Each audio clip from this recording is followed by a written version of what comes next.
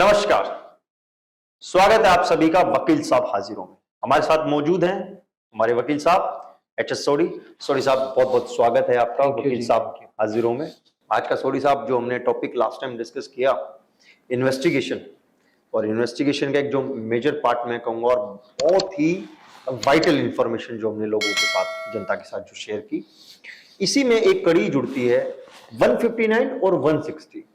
तो 159 जब मैं सोडी साहब पढ़ रहा था तो उसमें एक पावर का जिक्र करता है, एक जिक्र करता है पावर का, जिसमें जो मैजिस्ट्रेट साहब है वो इन्वेस्टिगेशन को और प्रीलिमिनरी जो इंक्वायरी है उसको होल्ड पे डाल सकते हैं, रोक सकते हैं, इन बिटवीन इंटरफेयर कर सकते हैं। तो जनता को मैं थोड़ा सा ये एक इसको और सरलीकरण इसका मैं कर दूं। बेसिकली इसका मतलब है कि जो मैजिस्ट्रेट हैं, जो कंसर्न मैजिस्ट्रेट हैं, जिनकी जुरिस्डिक्शन में सच ऑफेंस हुआ है, अगर इन्वेस्टिगेशन के दौरान उनको ऐसा कुछ लगता है कि इन्वेस्टिगेशन को रोकना चाहिए या इंक्वायरी को रोकना चाहिए, होल्ड पर डालना चाहिए, तो इससे रिलेटेड जो लॉ है अंडर सेक्शन 159 159 का जो कानून है सीआरपीसी का, मैं चाहूंगा कि वकील साहब एच.एस. सोडी साहब हमारे जो है जनता के साथ इसको शेयर करें और उसके बारे में जो एक कंप्लीट जानकारी है वो जो है। देखिए जी, ऐसा है कि जिससे हमने पहले भी डिस्कस किया था कि इन्वेस्टिगेटिंग ऑफिसर जो होता है वो अपनी रिपोर्ट सबमिट कर देता है। 158 में चैप्टर 12 सीआरपीसी में दिया हुआ है, जिसमें वो अपनी रिपोर्ट सबमिट करता है या सीनियर पुलिस ऑफिसर की रिमार्क के साथ अपनी रिपोर्ट सबमिट कर देता है। सबमिट कर दी। उसके बाद जब वो रिपोर्ट मैजिस्ट्रेट के पास आ गई, अब मैजिस्ट्रेट ने उस रिपोर्ट को पेरूसल करना है, उसको देखना है। उसको देखने के बाद अगर मैजिस्ट्रेट को ये लगता है कि ये बिल्कुल ठीक चल रहा है, investigation is going very good, तो उस सिचुएशन में मैजिस्ट्रेट कहता है कि you please continue with your investigation. ठीक है। और अगर मान लो जो भी उन्होंने अभी तक इंफॉर्मेशन गैदर करी है या फैक्ट्स एंड सर्कमस्टेंसेस उन्होंने कलेक्ट किए हुए हैं, जो एविडेंस कलेक्ट किया है, उसको जो मैजिस्ट्रेट के सामने रिपोर्ट के साथ दिया गया है, उसमें देख के लगता है कि ये केस, मान लो उसको एक एग्जांपल देके चलते हैं कि मान लो उस पे उसको डाउट होता है कि ये इन्वेस्टिगेशन या तो इन्वेस्टिगेटिंग ऑफिसर या इसमें बताए हुए जो भी इंफॉर्मेशन है वो किसी गलत ट्रैक पर जा रही है। अच्छा, तो वो इंक्वायरी भी गिरा सकता है। प्रिलिमिनरी इंक्वायरी जिसके बारे में आपने जिक्र किया है उसे कहते हैं प्रिलिमिनरी इंक्वायरी। तो उसमें वो उसकी इंक्वायरी करवा सकता है कि ये जो जिस तरीके से बताया गया ये ठीक है। उसमें वो रिपोर्ट दर्ज करवाना बड़ी चीजें होती हैं। इन्वेस्टिगेशन के दौरान मान लो एक अपराधी को पकड़ने जो है ना थाना प्रभारी अपने लोगों के साथ जाता है, और उसमें क्या होता है कि जब उसे पकड़ते वक्त और क्राइम हो जाता है या कहीं से उसको रोक टोक हो रही है, या मान लो 1%, एक मैं आपको और बताता हूं कि केस ऐसा आया मेरे पास भी आया और कई केस देखे भी हैं। सैंक्शन की रिक्वायरमेंट है, परमिशन या सैंक्शन की रिक्वायरमेंट है, वो कोई सरकारी महकमे में है या कोई इस तरीके का डिपार्टमेंट में है जहां का एक कानून के हिसाब से उसको सैंक्शन की रिक्वायरमेंट है, तो वो वहां पे होल्ड कर देगा जब तक वो परमिशन एज पर जो वो कानून के हिसाब से ऊपर के सीनियर ऑफिसर से लेनी है तब तक वो नहीं ले लेता, एज पर लॉ, जब तक एज पर लॉ। तो उस समय तक उसको होल्ड कर देगा और उस सैंक्शन की वेट करेगा। जैसे वो सैंक्शन ग्रांट हो जाती है, परमिशन मिल जाती है, इन्वेस्टिगेशन फर्दर कंटिन्यू हो जाती है। तो ये इस तरीके से ये होल्ड इन्वेस्टिगेशन के होल्डिंग का मतलब कि जो मैजिस्ट्रेट है वो जो बेसिकली सारी इन्वेस्टिगेशन की जो दिशा है कि भैया आप पुलिस वाले जो जांच कर रहे हैं, पड़ताल कर रहे हैं, फैक्ट्स को ढूंढ के ला रहे हैं, अपराध हुआ है कि नहीं हुआ है, पता चला कि पुलिस ही किसी के साथ मिली भगत करके किसी एक पर्टिकुलर पर्सन को फंसाने की कोशिश करी, ऐसा अगर मैजिस्ट्रेट को महसूस होता है फैक्ट्स के साथ, अगर वो स्क्रूटनाइज करता है, उनको अच्छे से देखता है और वो देखता है, ये पाता है कि एक्यूज्ड के साथ इस इन्वेस्टिगेशन को ऐसे ही चलाया गया तो कुछ गलत हो सकता है, या फिर कोई दूसरे रीजन जो उनको लगते हैं कि ये वाइटल नहीं है अभी ये पार्ट इन्वेस्टिगेशन का, इसको मुझे होल्ड करना चाहिए और फर्दर मुझे एग्जामिन करना चाहिए फैक्ट्स को। पहले मुझे ये देखना चाहिए कि केस एक्चुअली में है क्या और किस स्टेज पर है और फिर इसको सही तरीके से कैसे इन्वेस्टिगेट करना चाहिए। तो ये जो सारी बातों का समअप करने के बाद मैजिस्ट्रेट साहब उसको होल्ड पे डाल सकते हैं, कह सकते हैं भैया अभी तुम इसको होल्ड पे डालो। तो एक तो ये बात हो गई। अच्छा, इसी के साथ एक सवाल, मैं इसमें एक मैं आपका हाँ, काटते हुए ठीक। बात बताता हूँ कि मेरे पास जी। एक केस आया, जी उस पे एक पुलिस ऑफिसर जी। के ऊपर एक एलिगेशन लगे। जी ठीक है, वैसे मैं महकमे की बहुत इज्जत करता हूँ, जी पुलिस महकमे की, जी, बट देखिए अपराधी कहीं भी आ सकता है। कहीं भी हो सकता है। तो उसमें एक पुलिस ऑफिसर जो है उसका जिक्र ये है, वो मेरे पास केस आया कि उसने कुछ एक जो है ना, मतलब एक सोसाइटी के खिलाफ कुछ अपनी इस तरीके से टिप्पणी कर दी और वो ड्रेस में सोशल मीडिया पे करी और ड्रेस पहनी हुई थी। तो उसके अंदर जो है 153A लगा। 153। तो उसमें ये है कि अगर कोई एनमिटी क्रिएट करने की कोशिश करता है या शांति भंग करने की कोशिश करता है, अब ये इसमें पुलिस ऑफिसर है, अब इसके अंदर वहीं पे प्रावधान दिया हुआ है प्रोविजन में कि भाई इसमें सैंक्शन लेनी पड़ेगी, आप परमिशन लेनी पड़ेगी, परमिशन लेनी पड़ेगी, स्टेट गवर्नमेंट से है या सेंट्रल गवर्नमेंट से है कि कैसे इन्होंने। तो उसमें सैंक्शन के लिए उस समय जो मैजिस्ट्रेट है वो होल्ड कर देगा कि आप पहले सैंक्शन ले ले और फिर इन्वेस्टिगेशन को कंटिन्यू करें। मैंने वो केस देखा था आपका जिसमें उस पुलिस ऑफिसर का जो है आपने उनको सस्पेंड करवाया और उन्होंने इस चीज के लिए माफी भी मांगी उस कम्युनिटी से। ठीक है, लेकिन जो मेरा सवाल है ना वकील साहब, वो ये है कि आप ना जैसे कि आप एक्यूज्ड साइड से या तो एक्यूज्ड के कोई रिलेटिव है या खुद एक्यूज्ड, आप ये पाते हैं कि जो इन्वेस्टिगेशन है ना एक्चुअली में वो आपको फंसाने के लिए हो रही है। जो प्रिलिमिनरी इंक्वायरी है या इन्वेस्टिगेशन है उसका मेन मोटिव है आपको परेशान करना। तो मेरा सवाल अब यहां ये है कि यहां पर एक्यूज्ड या एक्यूज्ड का कोई रिलेटिव या नेक्स्ट फ्रेंड 159 की गुहार जिसको मैं कहूंगा या मैं कहूंगा कि रिक्वेस्ट मैजिस्ट्रेट साहब को वो कैसे करेगा कि ये इन्वेस्टिगेशन गलत जा रही है, ये तो जी मुझे फंसाने के लिए या मेरे रिलेटिव को फंसाने के लिए है, तो वो उसको कैसे वहां तक कम्युनिकेट करेगा। देखो जी, ऐसा है कि देखो मैं आपको एक बात बता दूं, संविधान में भी ये लिखा है कि देखो ये सब कुछ सेपरेशन ऑफ पावर के बारे में हमने पढ़ा था जी, जिसमें कहा था कि इन्वेस्टिगेटिंग जो ऑफिसर है, इन्वेस्टिगेशन एक अलग है, ट्रायल एक अलग है, अथॉरिटी अलग, कानून बनाने वाले अलग है। ये तीनों अपने अपने कामों में किसी का भी इंटरफेरेंस नहीं होने 159 के अंदर मतलब कहीं ना कहीं, ठीक है, उसमें मैजिस्ट्रेट अपना जो है ना जुडिशियल माइंड यूज करता है तो इन्वेस्टिगेशन को कर। तो इसी सिचुएशन को अगर हम लोग देखते हैं, मान लो कि हमें यह पता चलता है कि इन्वेस्टिगेशन जो है वो इस तरीके से चल रही है और एक्यूज या उसके किसी रिश्तेदार को या किसी गलत डायरेक्शन में चल रही है, तो उस सिचुएशन में हम मैजिस्ट्रेट के पास मान लेते हैं, चले जाते हैं 159 में।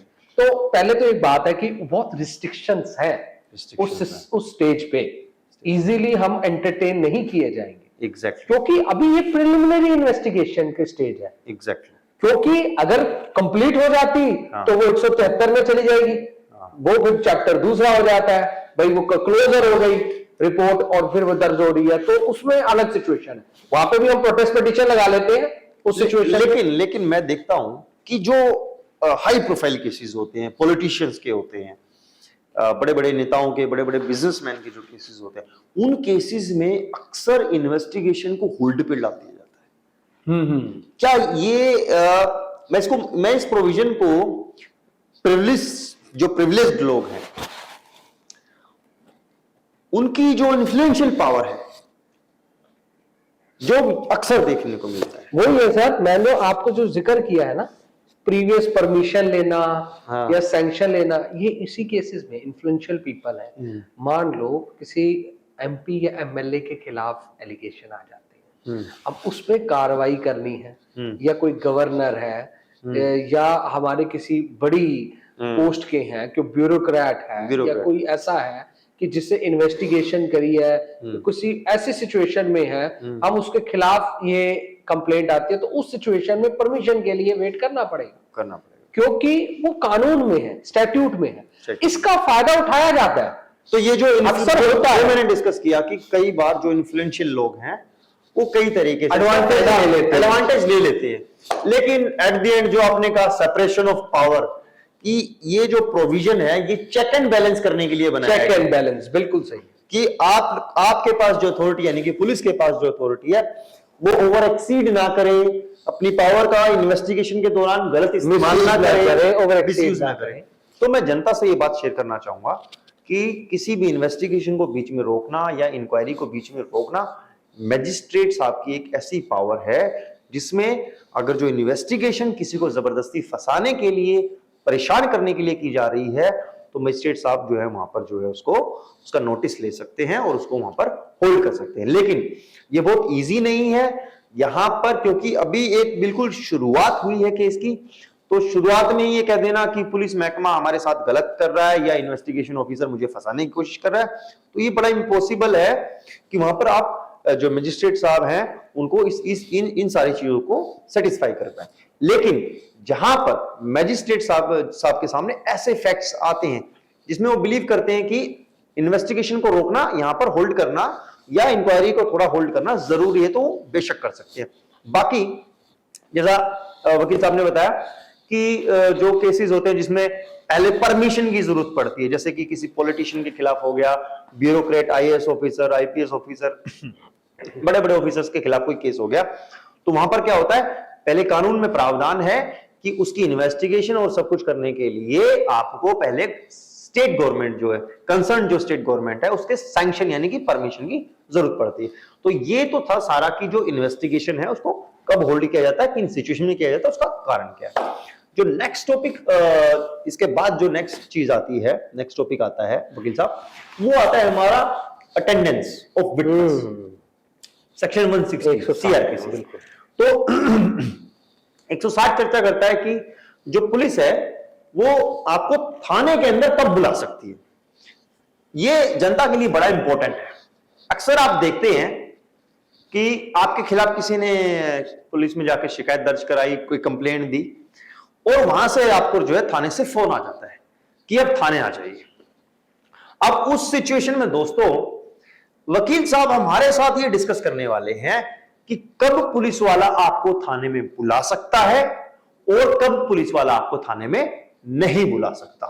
मैं देखता हूं मेजर, मतलब जो ज्यादातर केसेस हैं सबके सब में पुलिस वाले कोशिश करते हैं कि किसी ना किसी तरीके से जो एक्यूज्ड है या एक्यूज्ड के साथ के लोग हैं वो किसी ना किसी तरीके से थाने में आ जाएं, क्योंकि एक तो उनको अपना काम करने में आसानी हो जाती है, और दूसरा एक जो पुलिस की जो इन्फ्लुएंशियल पावर है, जो आप और मैं खुल के डिस्कस भी नहीं कर सकते, क्योंकि मैं बेसिकली हमारा जो मोटिव ये है कि यहां पर जो पुलिस का इतना बड़ा रोल है हमारे क्रिमिनल लॉ सिस्टम में, अगर पुलिस अपना काम ठीक से कर रही है तो शायद कहीं ना कहीं इसीलिए हमारा जो न्याय की प्रणाली है वो ठीक से चल रही है। लेकिन हां, कुछ लोग, डिपार्टमेंट के कुछ लोग कुछ करप्ट प्रैक्टिसेस करते हैं जिसकी वजह से आम जनता को बहुत परेशानी झेलनी पड़ती है और बहुत दिक्कतों का सामना करना पड़ता है। तो 160 में पुलिस वाला कितना इन्वेस्टिगेशन के दौरान जो है आपको विटनेस को किस तरीके से बुला सकता है और किस विटनेस को नहीं बुला सकता, बेसिकली हमारा चर्चा का मोटिव यही रहने वाला है। तो वकील साहब 160 के जो प्रावधान है मैं आपसे जानना चाहूंगा, और मैं चाहूंगा कि आप इसको बिल्कुल एक इजी और एक सरल भाषा में लोगों को मैं बता देता हूं आपको। जैसे आपने ये इसी सेम चैप्टर में उसका है, इसके आगे ही प्रोविजन आता है 160 का, तो अक्सर आप लोगों ने सुना होगा भी 160 का नोटिस आ गया है और थाने से बुलाया गया है थाने में। तो देखिए मैं आपको बताता हूँ भी, हम लोग दोनों पर्सपेक्टिव में बात करते हैं, इन्वेस्टिगेटिंग ऑफिसर की बात से करते हैं और आम जनता या कि विटनेस के बारे में भी बात करते हैं।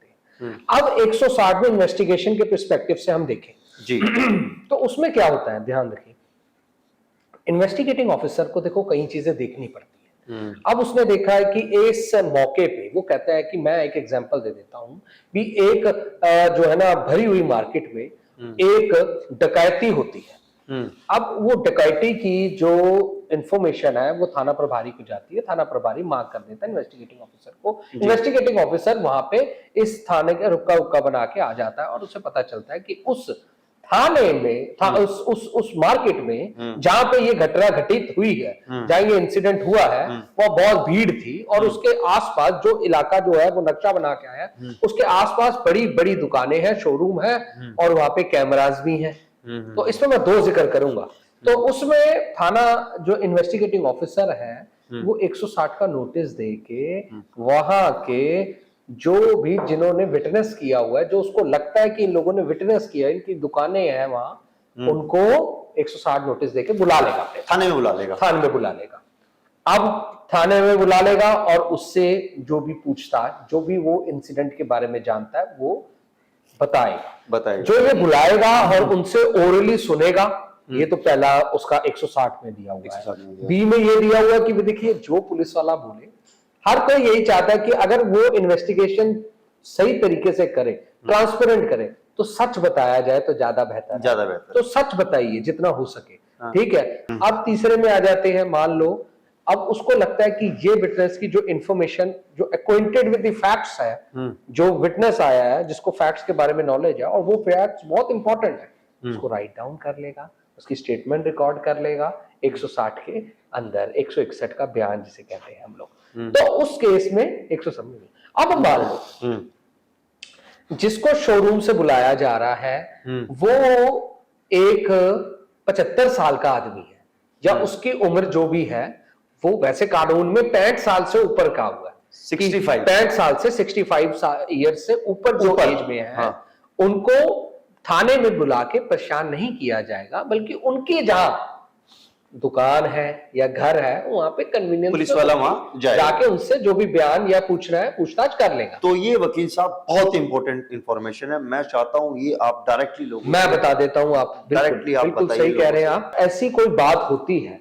कोई इंफॉर्मेशन है, 160 का जो भी समन है या पुलिस वाले आपको बुलाते हैं, तो उस समय आपको ये ध्यान देना है कि अगर किसी विटनेस की उम्र 15 साल से नीचे है, 65 साल से ऊपर है, बुजुर्ग है, और मेंटली या फिजिकली किसी तरीके से डिसेबिलिटी है, उसको किसी बात से परेशानी है, बेसिकली ये बनाया इसलिए है कि जो विटनेस परेशान हो जाएंगे थाने में आके, तो उस सिचुएशन में थाना जो भी इन्वेस्टिगेटिंग ऑफिसर है वो उसे फोर्स नहीं कर सकता, बल्कि उसके कन्वीनियंस के अकॉर्डिंगली उसकी जगह पे जाके उससे स्टेटमेंट रिकॉर्ड करवा सकता है। और इस तरीके से ही कानून में भी लिखा हुआ है। तो आपको अपनी पावर के बारे में, अपने बारे में पता होना चाहिए कि कौन सा किस तरीके से हमें समन किया जा रहा है और कैसे किया जा रहा है। तो ये 160 में इस तरीके से कार्रवाई होती है जी। लेकिन जो आपने भी अक्सर देखा होगा, अक्सर जो आम प्रैक्टिस है, पब्लिक को बुलाया जाता है, थाने में बुलाया जाता है, पुलिस स्टेशन में बुलाया जाता है, और गवाही के नाम पर, विटनेस के नाम पर उनको अक्सर बैठा दिया जाता है। तो उनको बैठा दिया जाता है घंटा, 2 घंटा, 3 घंटा, 4 घंटा। उसके बाद वो बेचारे हाथ पैर जोड़ने लगते हैं और लास्ट में घूम फिर के दोनों पार्टियां जो है किसी तरीके से कॉम्प्रोमाइज पे पहुंच जाती है। वकील साहब, अगर यही सिचुएशन पब्लिक फेस कर रही है तो कोई रेमेडी है हमारे पास कि आपने इन्वेस्टिगेशन के पर्पस के लिए विटनेसेस को बुलाया, उसके बाद भैया आपने उनको बिठा लिया?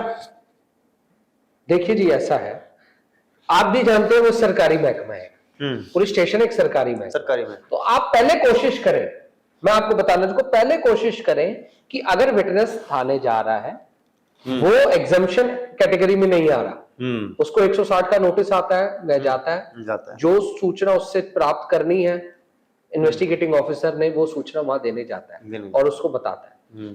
वो जाए तो सबसे पहले कह दे कि मैं आया हूं तो मैं आपसे रिसीविंग ले लूं। ठीक है, वो इसीलिए कि मैं आप यहां आया हूं और मैं जा रहा हूं, उस समय की भी आप रिसीविंग ले लीजिए। तो कितनी इंपॉर्टेंट बात वकील साहब ने बताई। अगर पुलिस वाले ने आपको थाने में बुलाया है किसी गवाही के लिए, एज अ विटनेस आपको नोटिस करके, प्रायर नोटिस करके आपको बुलाया, तो वकील साहब ने कहा जिस समय आप पहुंचते हैं, थाने में एंटर करते हैं, आप उसकी रिसीविंग ले लीजिए कि मैं 12 बजे, 1 बजे, 2 बजे थाने में पहुंच गया। और जब आप थाने से निकलते हैं तो वो रिसीविंग भी ले लीजिए। इससे क्या होगा, इसका जो इम्पैक्ट पड़ेगा वो वकील साहब बताएंगे। मैं बताता हूं आपको। जो नोटिस आया भाई 160 के नोटिस में लिखा कि भाई हमें पता है कि आप कुछ फैक्ट्स के बारे में जानते हैं जी। इसलिए आप थाने में इस समय, इस दिन, इस तारीख को, इस जगह आप आ जाइएगा, इस रूम में आ जाइएगा। वो व्यक्ति उस समय उस जगह इन्वेस्टिगेटिंग ऑफिसर से मिलने पहुंच जाता, तो वो उस नोटिस में ही उसकी रिसीविंग ले ले, नोटिस पे ही ले ले, नोटिस पे ही ले ले, ठीक है, वो तो उसी का ही प्रूफ है। एग्जैक्टली वो उसको पता है कि मैं किस लिए आया हूं, वो दिखाएगा भी तो सही वहां जाके थाने में एंटरटेन करने के लिए जहां बैठे हुए हैं ड्यूटी ऑफिसर, वहां पे उनको दिखाएगा कि मुझे आज के लिए इन साहब ने बुलाया था इस रूम में, तो वो उनको वहां भेज देंगे, तो वहां पे जाके भी रिसीविंग ले सकते हैं और वापसी में भी वहीं से रिसीविंग ले सकते हैं। इसका कारण ये है कि कल को आप गए हैं तो कोई ये ना कह सके कि हम लोग वहां आपको बुलाया गया और आप नहीं आए, सब्सटेंशियल और कल हो जाएगा। हाँ, कल को आप पे कोई कार्रवाई ना हो सके, झूठी कार्रवाई ना हो सके। इस चीज से बचने के लिए ये काम आप करें, इससे आपको फायदा होगा और आइंदा से जो आने वाली कठिनाई और परेशानी है उससे बचा जा सकता है और आपको हरास करने के चांसेस भी लगभग खत्म हो जाएंगे मेरे हिसाब से। अगर आप रिसीविंग लेते हैं, जैसे ही थाने में पहुंचते हैं और रिसीविंग ले लेते हैं कि मैं थाने में पहुंच गया हूं, मुझे इसकी रिसीविंग चाहिए, अगर आपको जो नोटिस आया 160 का उसके ऊपर ही रिसीविंग ले लेते हैं और जाने के जो आपका जो आप एग्जिट करते हैं थाने से, तो भी अगर आप रिसीविंग लेते हैं तो आपके पास एक प्रूफ हो जाएगा कि मैं 1 घंटे 2 घंटे 3 घंटे थाने में मौजूद था और मुझसे जो है सारी जानकारी ले ली गई। एक तो ये बात। दूसरी मैं वकील साहब देख रहा था कि जब ये जो प्रोसीजर चलेगा, विटनेस को नोटिस जाएगा और विटनेस बेचारा थाने में जाएगा, ठीक है, इन्वेस्टिगेशन का पर्पस है और मैं ये मानता हूं जरूरी पार्ट है और जाना चाहिए, वहां पर जाएगा तो उसके कुछ एक्सपेंसेस खर्च होंगे। हाँ बिल्कुल, वो बस में जाएगा या वो ऑटो में जाएगा या किसी और साधन से जाएगा, कहीं दूर रहता है तो शायद उसके एक्सपेंसेस 1000 2000 4000 तक खर्च आ जाए। ये जो एक्सपेंसेस उसके खर्च हो रहे हैं ये कहां से आ रहे हैं? मैं बताता हूं आपको। इस प्रावधान में, इस कानून में, कानून बनाने वालों ने इस चीज को भी सोचा जी, और इसीलिए 160 में ही उन्होंने एक सब सेक्शन में, सब क्लॉज में ये लिखा है कि भाई अगर जो कम्यूटिंग चार्जेस होंगे, जो उसके आने जाने का जो खर्चा होगा, वो स्टेट गवर्नमेंट को यानी कि पुलिस को देना चाहिए। देखिए, मैं नहीं कहता, देखिए आप भी अक्सर जानते हैं कि कोई भी ऐसा नहीं होता कि इसमें वो दे खर्चा। देखिए, जो कुछ लोग इन्फ्लुएंशियल हैं, जो पैसे वाले हैं, बेशक उनको ना भी दे, उनको कोई फर्क नहीं पड़ता, बट जो बहुत गरीब तबके के लोग जो अपना काम छोड़ के आ रहे हैं, मेहनत से ही पैसा कमाते हैं और सुबह काम करेंगे और शाम को रोटी खाते हैं, तो उस सिचुएशन में उस कानून में साफ लिखा है कि अगर पुलिस ऑफिसर ने 160 के नोटिस से किसी को बुलाया है और उसका समय लिया है, फैक्ट्स लिए हैं, तो ये स्टेट की ही तो मदद कर रहे हैं वो, बिल्कुल, तो विटनेस बनके स्टेट की तो मदद कर रहे हैं उस अपराधी को पकड़ाने के लिए, उस गुनहगार के गुनाह के बारे में तो बताने आए हैं। तो इस जो प्रक्रिया है, इस प्रक्रिया में ये जो खर्चा है वो पुलिस स्टेशन से मिलेगा और इसकी एक बिलिंग होगी जो कंसर्न अथॉरिटी को जाएगी और वो पुलिस स्टेशन को मिलेगी। तो वकील साहब, जो ये पूरा मैं 160 को समझूं तो बेसिकली ये एक तरीके से इन्वेस्टिगेशन को भी फैसिलिटेट करने के लिए है और विटनेस को भी फैसिलिटेट करने के लिए है। बिल्कुल जी, ताकि अपराधी के खिलाफ ज्यादा से ज्यादा सबूत इकट्ठे हो सके और जल्दी से जल्दी जो है क्रेडिबल इंफॉर्मेशन गेन की जा सके। तो वकील साहब, बहुत इंपॉर्टेंट जानकारी हमने आज जो है इस शो में मुझे लगता है हमने गैदर की है और जनता तक भी जो वकील साहब ने समझाया और सारे प्रोविजंस के बारे में जो बताया, धाराएं जो आपको बताई, मुझे लगता है आप तक वो सारी जानकारी जो है पूरी हमने पहुंचाने की कोशिश की है। और अगर आप लोगों की कोई सुझाव हैं, उसको कुछ बेहतरीन करने के लिए कुछ बदलाव किए जाएं, तो मैं चाहूंगा आप हमें जो है कमेंट करें, जिसको जो है हम देख करके इसको और सॉल्व करने की कोशिश करेंगे।